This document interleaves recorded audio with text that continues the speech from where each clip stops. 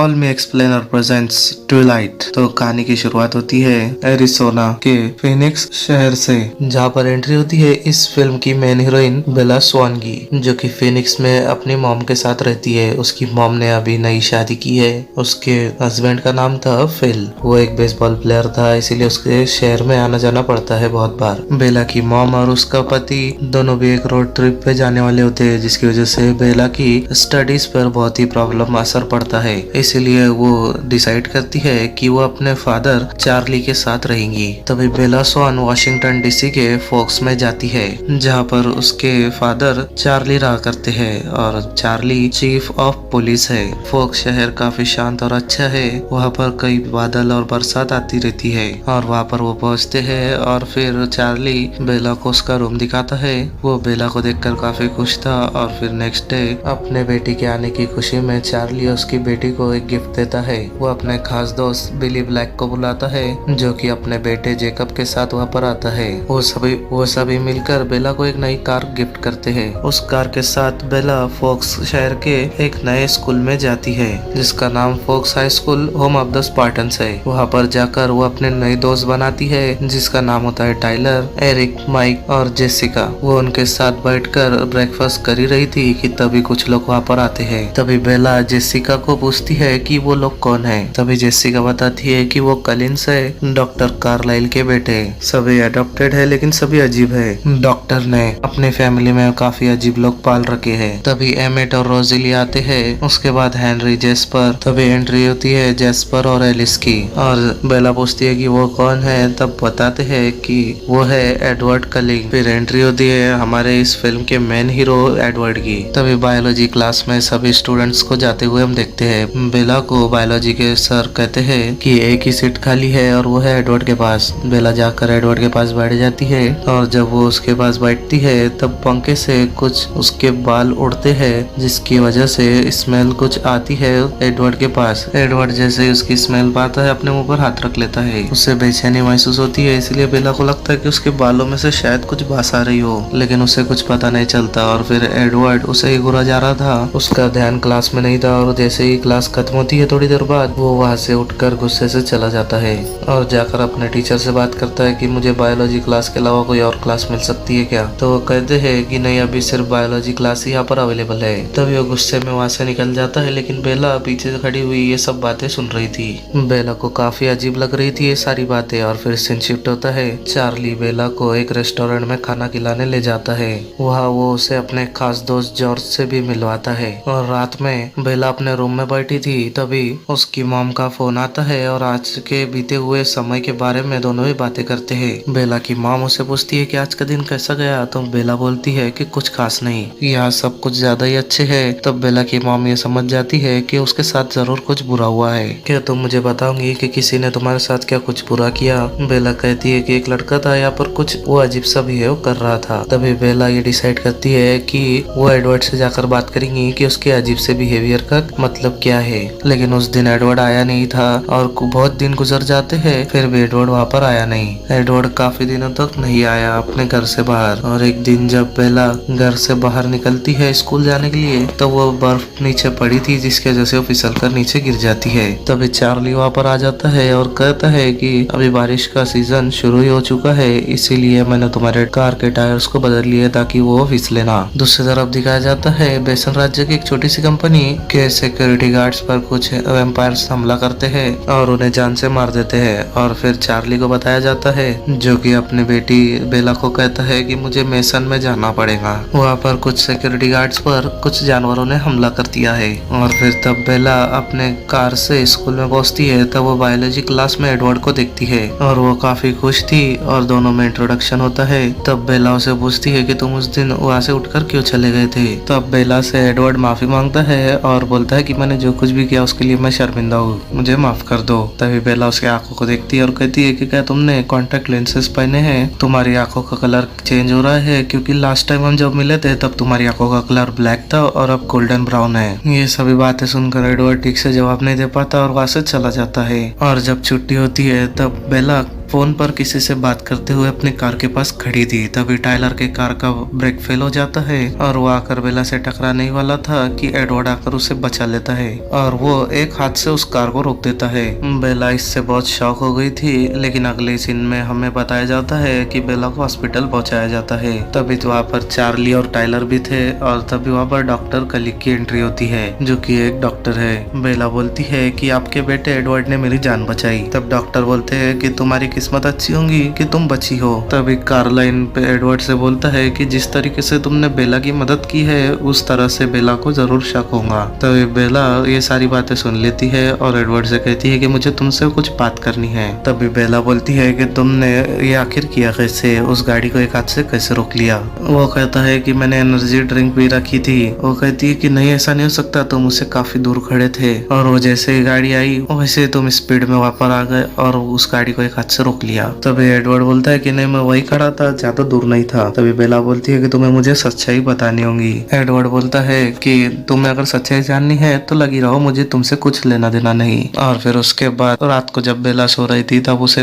Edward की परछाई दिखती है और बेला को लगता है कि वो एक सपना था और वो रात भर ये सोचती है कि एडवर्ड ने कैसे उसकी जान बचाई थी। और जब सुबह में उसके स्कूल में उसके दोस्त उसे मिलते हैं तब उसे कहते हैं कि हम लापुज बीच पर एक पिकनिक प्लान कर रहे हैं, क्या तुम वहाँ पर आना चाहोगी। तभी एडवर्ड वहाँ पर आता है तो बेला उससे पूछती है कि हम सभी लापुज बीच पर जा रहे हैं, क्या तुम वहाँ पर आना पसंद करोगे। एडवर्ड ये बोलकर उसे टाल देता है कि वो बहुत ज्यादा क्राउडेड एरिया है और मैं ऐसी जगह पर नहीं जाना पसंद करता। अगले दिन बेला और उसके सभी दोस्त लापुज बीच पर पहुंचते हैं और तभी जेकब और उसके दोस्त भी वहाँ पर आ जाते हैं। बेला काफी उदास बैठी थी क्योंकि उसने एडवर्ड को इनवाइट किया था लेकिन वो नहीं आया। तब जेकब उसे बताता है कि खास करके कलिंग्स ऐसी जगहों पर ऐसे वक्त में नहीं आते। तो बेला उससे पूछती है कि ऐसा क्यों। तब वो बताता है कि ये बहुत लंबी कहानी है। तब बेला बोलती है कि मैं जरूर सुनना चाहूंगी। तब जेकब बोलता है कि ये करीब 100 साल पहले की बात है। कुछ वैम्पायर्स आ गए थे हमारे इस कबीले में, हमारे इस गांव में। वो कुछ जानवरों का शिकार कर रहे थे। तो हमारे परदादा जो कि वहाँ के कबीले के सरदार थे और उन्होंने उन वैम्पायर्स को आकर रोका और वैम्पायर्स ने उन्हें बताया कि हम खतरनाक नहीं है, हम तुम्हें कुछ भी नुकसान नहीं पहुंचाएंगे और यहाँ से चले जाएंगे। तभी कबीले के सरदार और वैम्पायर्स के बीच ये सौदा हुआ कि न ही हम तुम्हारे इलाके में आएंगे और न ही तुम हमारे। तभी बेला बोलती है तो 100 साल पुरानी बात है और कलिंग्स तो अभी शिफ्ट हुए हैं। तभी जेकब उसे बोलता है कि कलिंग्स अभी शिफ्ट नहीं हुए बल्कि वापस आए हैं। बेला इन बातों से बहुत शॉक थी, लेकिन जेकब उसे बोलता है कि तुम इन बातों पर ध्यान मत दो। लेकिन घर पे जाकर बेला बहुत ही परेशान थी और इस बारे में सोचती है और फिर घर पे जाकर गूगल पर रिसर्च करती है ट्विलाइट लेजेंड्स के बारे में। उसके बारे में उसे एक बुक के बारे में पता चलता है। वो बुक एक बुक स्टोर में थी जो कि पोर्ट एंजलिस में थी। तभी वो पोर्ट एंजलिस जाकर उस बुक को खरीदना चाहती थी और फिर बताया जाता है जॉर्ज को, जो कि चार्ली का दोस्त है, अपने नाव के अंदर जा रहा था। तभी 3 वैम्पायर्स उसे रोक लेते हैं जिसका नाम था जेम्स, लोरेंट और विक्टोरिया, और उसे वो लोग जान से मार देते हैं। और फिर बेला को बताया जाता है जब वो स्कूल में जाती है और सनी डे था, बहुत धूप निकली थी। तब बेला जेसिका को पूछती है कि क्या आज एडवर्ड नहीं आया। तभी जेसिका उसे बताती है कि कलिंस कभी भी धूप में स्कूल नहीं आते, उनकी फैमिली हाइकिंग और राइडिंग के लिए उन्हें कहीं बाहर ले जाती है। बेला वहाँ पर बैठे बैठे बहुत बोर हो रही थी। तभी जेसिका उसे बोलती है कि स्कूल में अभी प्रॉम नाइट होने वाली है तो उसकी तैयारी के लिए वो कुछ ड्रेस खरीदना चाहती है, तो उसके लिए वो पोर्ट एंजलिस जाएंगी। तो बेला को पूछती है कि क्या तुम भी हमारे साथ उस जगह पर आओगी। तब बेला हाँ कर देती है क्योंकि उसे भी वहाँ से बुक खरीदनी थी। तब वो तीनों भी पोर्ट एंजलिस जाकर अच्छी अच्छी ड्रेसें ट्राई करती है। तभी बेला बोलती है कि मुझे बुक स्टोर में से एक बुक बाय करनी है और वहाँ से चली जाती है क्योंकि उसे वहाँ पर बहुत बोर हो रहा था। वो वहाँ से ट्विलाइट लेजेंड्स नाम की एक किताब बाय करती है और जैसे ही वहाँ से निकलती है कुछ गुंडे उसे परेशान करने लगते हैं। तभी वहाँ पर एक कार आती है जिसमें से निकलता है एडवर्ड और उन गुंडों को धमकाने लगता है। तभी वो लोग वहाँ से भाग जाते हैं और फिर बेला को वो अपनी कार में बिठाकर वहाँ से ले जाने लगता है। तभी बेला बोलती है तो कि तुम यहाँ पर कैसे आए, तुम्हें कैसे पता चला कि मैं यहाँ पर हूँ। तभी एडवर्ड बोलता है कि मैं यहाँ से निकल रहा था और मुझे तुम यहाँ पर दिखी। मैं वापस जाकर उन गुंडों को चीर कर उन्हें मार देने का दिल कर रहा है, लेकिन बेला उसे बोलती है कि नहीं, ऐसा करने की कोई जरूरत नहीं। तभी एडवर्ड बोलता है कि तुम यहाँ पर क्या कर रही थी। तभी बेला बोलती है कि मैं बुक स्टोर से एक बुक लेने के लिए यहाँ पर आई थी,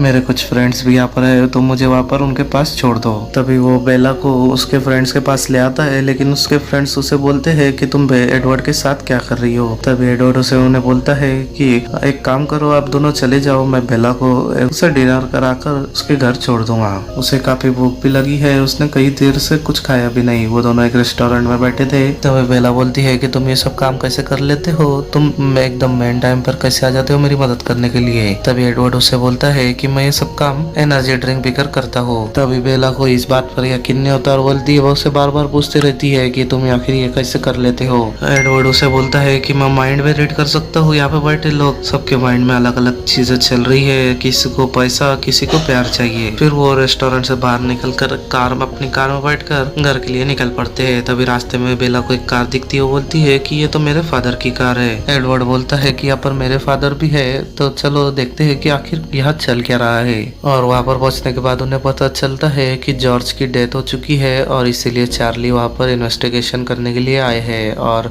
कार्लाइल उसके ब्लड सैंपल्स लेने के लिए वहाँ पर आया था। चारों भी आपस में मिलते हैं और पूछते हैं, बातें करते हैं कि आखिर हुआ क्या। तभी कार्लाइल उसे बताते हैं कि ये किसी जानवर का काम है। बेला अपने फादर से जाकर मिलती है उस बिल्डिंग में। तभी चार्ली बहुत दुखी था क्योंकि जॉर्ज उसका करीबी दोस्त था। चार्ली काफी टूट सा गया था, लेकिन फिर उसके बाद बेला अपने कंप्यूटर पे जाकर ट्वाइलाइट लेजेंड्स के बारे में जानकारी लेती है। तो उसे सब पता चलता है कि स्पीड, स्ट्रेंथ, ये सारी बातें इशारा देती है किसी इंसान के वैम्पायर होने की। तभी बेला को ये समझ जाता है कि एडवर्ड और कोई नहीं बल्कि वैम्पायर है। जब अगले दिन स्कूल में एडवर्ड उससे मिलता है तब वो उससे नजरें नहीं मिलाती और सीधे जंगल की ओर निकल जाती है। एडवर्ड उसका पीछा करते करते जंगल की ओर आता है और पूछता है कि आखिर तुम्हारी प्रॉब्लम क्या है। बेला उसे बोलती है कि मुझे तुम्हारे बारे में सब कुछ पता चल गया है कि स्पीड, स्ट्रेंथ और कोल्डनेस सब कुछ वैम्पायर की तरफ इशारा करती है और ये सारी बातें तुम्हारे तरफ इशारा करती है और तुम एक वैम्पायर हो। तब एडवर्ड उसे बोलता है कि हाँ, मैं एक वैम्पायर हूँ। मेरी शक्ल, आवाज और मेरी महक सब कुछ झांसा देने के लिए बनाया है एक शिकार के लिए, और तुम मेरे लिए एक शिकार हो, तो तुम यहाँ से निकल जाओ वरना मैं तुम्हारी जान ले लूंगा। बेला उससे बोलती है कि नहीं, मैं तुमसे दूर नहीं हो सकती। तभी एडवर्ड बेला को अपने कंधे में बिठा टॉप ऑफ माउंट में जाता है और फिर वहाँ पर उसे सूरज की रोशनी में खड़े होकर दिखाता है। वो सूरज की रोशनी में चमक रहा था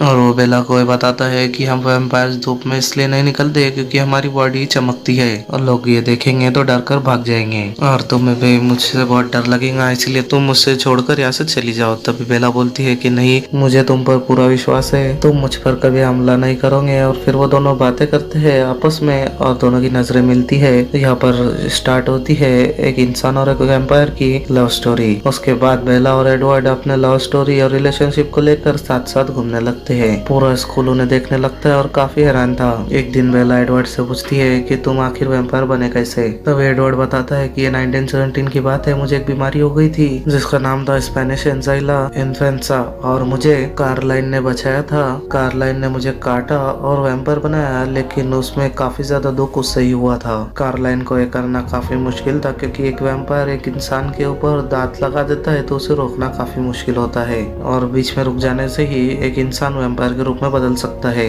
और कार्लाइन ने ऐसा एडवर्ड और फिर एक बार उसकी पत्नी के लिए भी किया था। बेला ये जानकर काफी शौक थी और फिर एडवर्ड उसे बताता है कि हमारी फैमिली वेजिटेरियन जानी जाती है, हम लोग सिर्फ जानवरों का खून पीते हैं, अगर तुम्हारा खून पीना मिले तो मजा आ जाए। और फिर वो वहाँ से चले जाते हैं। अगले सीन में हम देखते हैं कि बेला अपने ट्रक के पास खड़ी थी, तभी एडवर्ड उसके पास आता है और कहता है कि मेरी फैमिली ने तुम्हें इनवाइट किया है खाने के लिए। तभी वहाँ पर बिली ब्लैक आ जाता है और दोनों की नजरें आपस में मिलती है और सोचते हैं कि ये दोनों ऐसा सोचते हैं कि ये यहाँ पर क्या कर रहा है। तभी अगले सीन में बेला एडवर्ड के साथ उसके घर पर पहुंचती है। तभी देखते हैं कि पूरी फैमिली बेला के लिए किचन में खाना बना रही थी। तभी एडवर्ड बोलता है कि बेला घर से खाना खाकर आई है, तभी जिससे रोजिली काफी गुस्सा होती है और अपने हाथ में रखा बॉल तोड़ देती है। तभी कार्लाइल उसे बोलता है कि गुस्सा मत हो रोजिली, वो हमारे घर पर पहली बार आई है, उसका स्वागत हमें बिल्कुल अच्छी तरह से करना होगा। वहाँ पर जेस्पर और एलिस भी आते हैं और बेला को देखकर काफी खुश थे।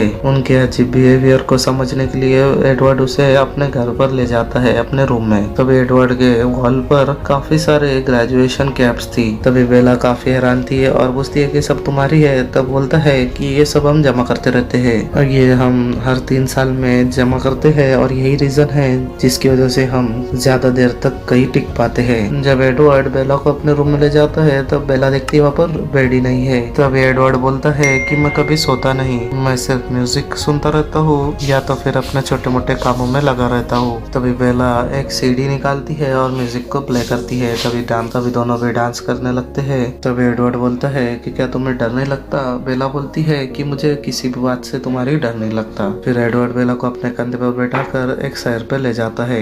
दोनों पेड़ों पर इधर उधर उछलते हैं और फिर उसके बाद वो एक बड़े से झाड़ के ऊपर सबसे ऊपर की टहनी पर बैठते हैं और फिर बेला को एडवर्ड पूरे शहर का नजारा दिखा रहा था। और फिर नेक्स्ट सीन में बताया जाता है एडवर्ड पियानो बजा रहा था और म्यूजिक को एंजॉय कर रहे थे दोनों भी। और फिर हमें दिखाई जाती है विक्टोरिया जो कि एक बुरी वैम्पायर है और वो पुलिस को डिस्ट्रैक्ट करने के लिए दक्षिण दिशा में भेज देती है। नेक्स्ट सीन में बताया जाता है बेला अपनी मॉम से फोन पर बात कर रही थी। उसकी मामू से बोलती है कि तुम आज बहुत खुश दिख रही हो, क्या रीजन क्या है। तभी बेला बोलती है कि एक लड़का है एडवर्ड, उससे मुझे प्यार हो गया है। तभी उसकी माम बोलती है कि मुझे बताओ कैसा है, लेकिन बेला शर्मा कर अपना फोन रख देती है। और तभी एडवर्ड वहाँ पर पहुंच जाता है और बेला और एडवर्ड के बीच किस होता है और फिर रात में एडवर्ड वहीं पर रुक जाता है। और फिर नेक्स्ट मॉर्निंग में बेला चार्ली यानी अपने फादर से कहती है एडवर्ड आपसे बात करना चाहता है। चार्ली बोलता है ठीक है, उसे अंदर बुलाओ। एडवर्ड अंदर आता है, वो बोलता है कि आज हमारी फैमिली पिकनिक और आउटडोर के लिए बाहर जा रही है, तो क्या वो अपने साथ बेला को ले जा सकता है। चार्ली बोलता है ठीक है, उसे ले जा सकते हो, लेकिन उसका ध्यान रखना। तभी बेला और एडवर्ड बेसबॉल खेलने के लिए कलिंग फैमिली के साथ आउटडोर पहुंचते हैं। तभी वो देखती है कि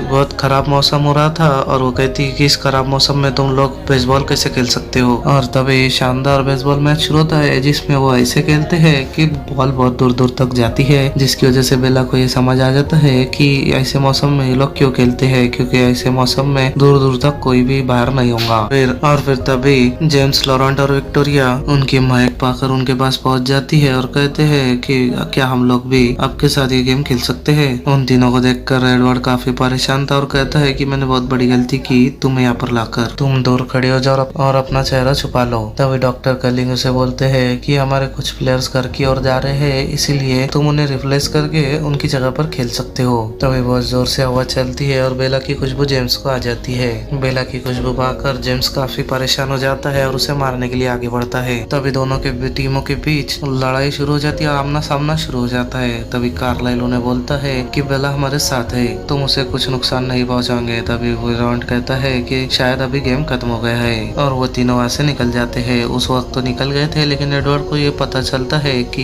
ये लोग वापस आएंगे और बेला की जान के पीछे पड़े रहेंगे, क्योंकि उसने उनका माइंड रीड कर लिया था। इसलिए मैं तुम्हें किसी सेफ जगह पर ले जाऊं। लेकिन बेला बोलती है कि वो मेरा पीछा करते हुए मेरे घर तक आएंगे, जहाँ पर उन्हें मेरे फादर भी मिल सकते हैं। वो कहीं अब मेरे फादर से मिलकर उन्हें खाना ले। तब बेला को एडवर्ड बोलता है ठीक है, तुम अपने घर जाओ और अपने फादर से झगड़ा कर लो और उन्हें कह दो कि वो ऐसे चले जाए। सेम बेला ऐसे ही करती है, जिस वजह से वो काफी परेशान हो जाते हैं और अपने घर से निकल जाते हैं। एडवर्ड और बेला अपने होटल में जाने की तैयारी करते हैं। तो वो सब बैठे थे एक होटल में। तभी एलिस को एक विजन आता है कि जेम्स किसी डांसिंग हॉल में है जहाँ पर काफी सारे कांच है। तो वो बेला को पूछती है कि क्या तुम ऐसी जगह को जानती हो। बेला बोलती है जब मैं छोटी थी तब फिनिक्स में एक डांस हॉल था जहाँ पर मैं डांस करती थी और वहाँ पर बहुत सारे कांच भी थे। तभी जेम्स का कॉल बेला को आता है और कहता है कि उसने उसकी मॉम को अगवा कर लिया है, वो उसे बचाना चाहती है तो डांसिंग हॉल में आ जाए। वो डांसिंग हॉल में जेम्स से उसकी मॉम को बचाने के लिए